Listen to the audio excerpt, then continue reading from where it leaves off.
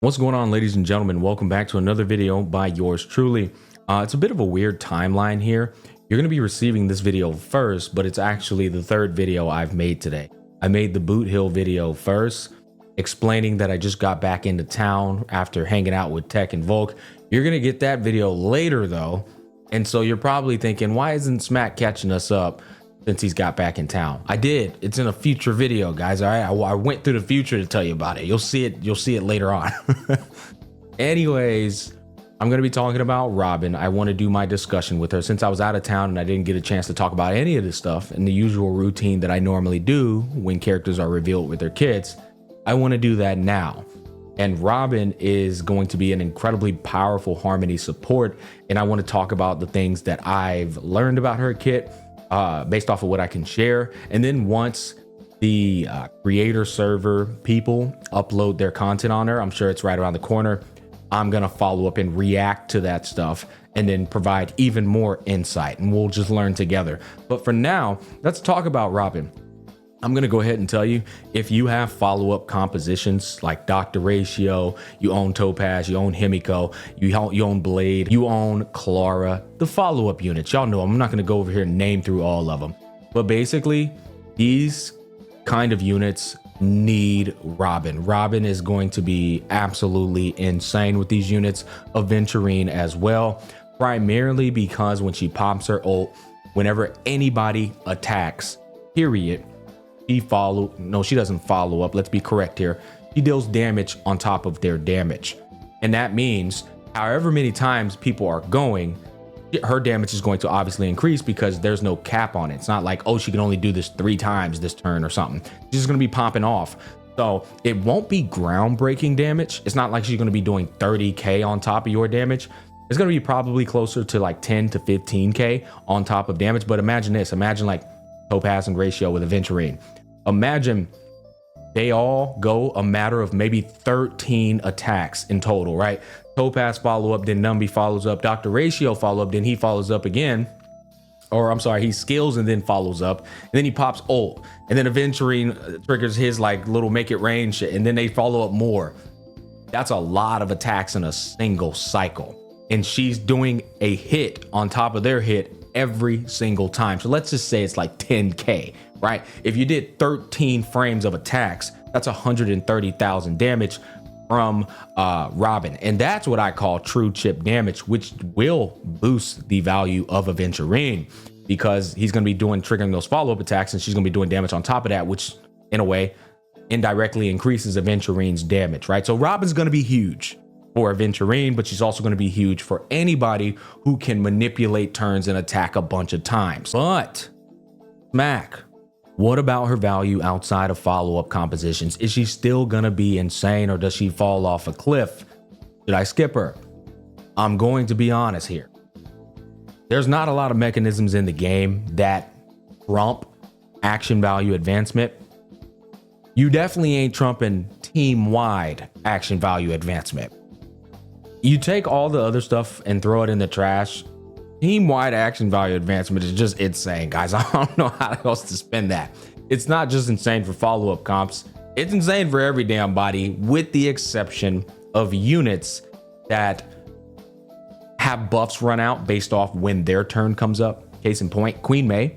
I actually think her and Queen May on the same team is counterintuitive, because if her Queen May's ult's about to expire and you action value advance her forward, well, now her ult's down. You know what I mean? And there's certain units like that. Scooby-Doo's the same way.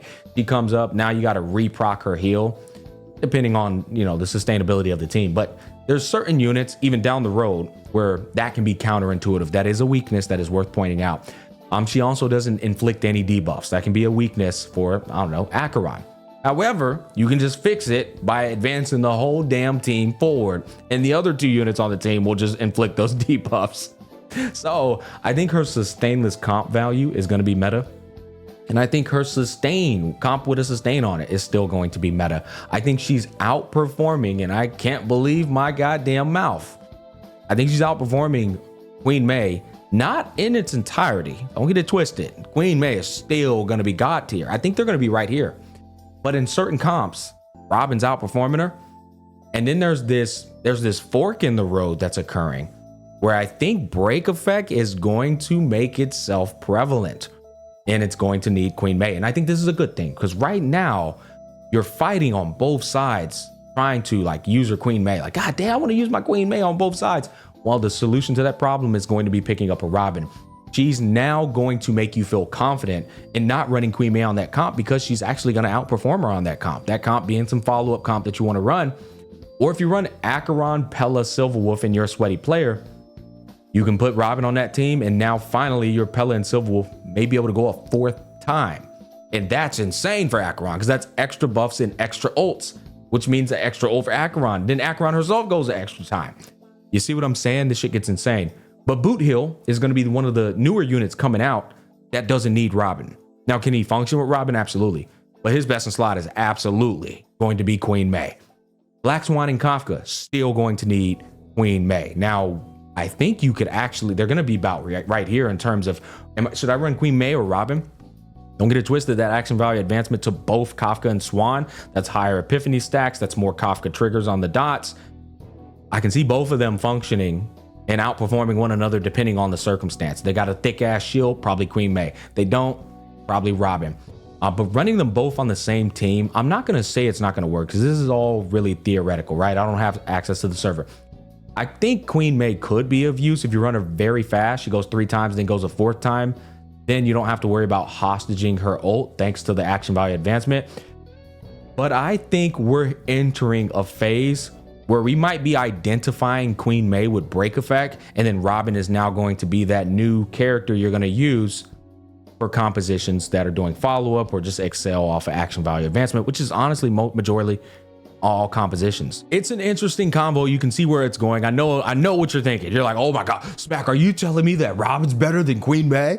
I don't think she is. I think they're both going to be in God tier. But I'll tell you one thing. Bronya definitely got power crept, bro. Like with the release of Sparkle, Rame, and now Robin, Bronya definitely got power crept. I will say this. That comp that I was telling y'all was dog shit, which was Bronya, Sparkle, and Queen May. You take the Queen May out and replace it with Robin, and that composition's much more doable now, much more relatable. You don't have to run 175 speed or anything like that to make it function. And if you do have 175 speed, then that comp is going to be wild, right? With Robin on it, that's much more function. But I'll be honest, I would rather still just take the Bronya out and put a follow-up unit in there, because they're going to benefit from the Robin way more than the Bronya is, in my personal opinion. That said, yeah, that's what Robin's doing. She's just coming in and saying my team-wide action value advancement is just too powerful. It's on top of my additional damage, on top of how many times the team is going. I don't see her not being God tier. I don't see her not being a one hell of a pull. That said, are you upset about the power creep? I mean, bro, it's a gacha game. It's going to happen. What do you want me to say, man? I mean, I'm just, giving you the news. She's power creeping Bronya 100%. I think she's even power creeping Ting Yun, man. Like, yeah, because if you put her on a team with Ting Yun, you're going to run through Ting Yun's benediction buff, which could cut into skill point efficiency. Whereas with Sparkle, she's fixing the skill point efficiency. Running her with the Robin is actually going to be massive. I will say, overall, if you pick her up, you can confidently put her on one half and Queen May on the other half, and you're set to go. If you don't have Queen May, I think she's a must pull. Now, the last thing I want to talk to you about is it is going to be a weakness if you don't time her ultimate correctly, right? Because if you don't time it correctly and you don't have your team speed tuned correctly, then the action value advancement can be no different from anything else, right? You want to make sure everyone's exhausted their turn manipulation, and then you come up with that Robin ultimate to make everybody go again. You'll be able to figure that out with guides and watching showcases and stuff, but she's looking like one hell of a unit. I'm calling it right now. She'll be God tier right next to Queen May, I think. That's going to wrap up my analysis. Again, when the creator server gives the green light for them to react, or for them to drop the freaking videos, I'll be reacting to that. Thanks for watching though. Peace, love, and happiness. Catch you guys on the flip side.